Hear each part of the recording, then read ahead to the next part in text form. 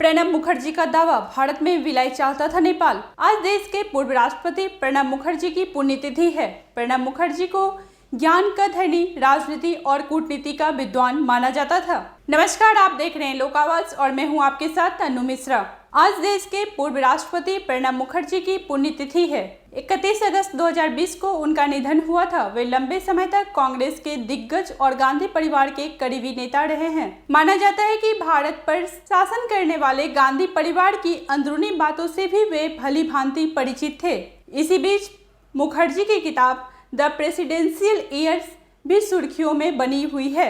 इस किताब में प्रणब मुखर्जी ने देश के प्रथम प्रधानमंत्री जवाहरलाल नेहरू को लेकर हैरान कर देने वाला दावा किया है।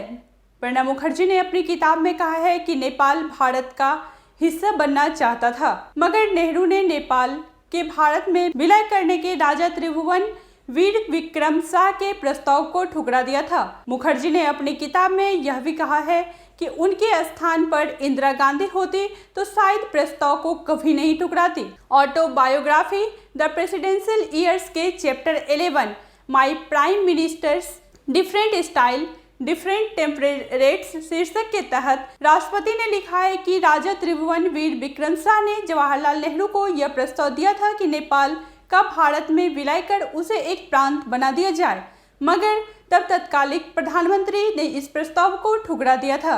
उन्होंने आगे लिखा है कि अगर इंदिरा गांधी जवाहरलाल नेहरू की जगह होती तो वे इस मौके को कभी भी हाथ से जाने नहीं देती, जैसे उन्होंने सिक्किम के साथ किया था। प्रणब मुखर्जी को ज्ञान का धनी, राजनीति और कूटनीति का विज्ञान कहा जाता है और यही वजह है कि इंदिरा गांधी के कार्यकाल से कांग्रेस से जुड़े प्रणब मुखर्जी पार्टी में दिग्गज और प्रभावशाली नेता बने।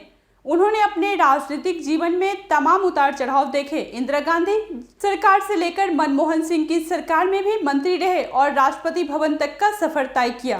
प्रणब मुखर्जी को मोदी सरकार द्वारा साल 2019 में देश के सर्वोच्च नागरिक सम्मान भारत रत्न से नवाजा गया था, जिसे लेकर राजनीतिक हलकों में काफी चर्चा हुई थी। इसके अलावा मुखर्जी को कई पुरस्कार और सम्मान मिल चुके हैं। इसमें 2008 में पद्म विभूषण, 1997 में सर्वोत्तम सांसद और 2011 में भारत में सर्वोत्तम प्रशासक पुरस्कार शामिल है। दुनिया के कई विश्वविद्यालयों में इनको डॉक्टरेट की उपाधि प्रदान की गई थी और उसे सम्मानित किया गया था।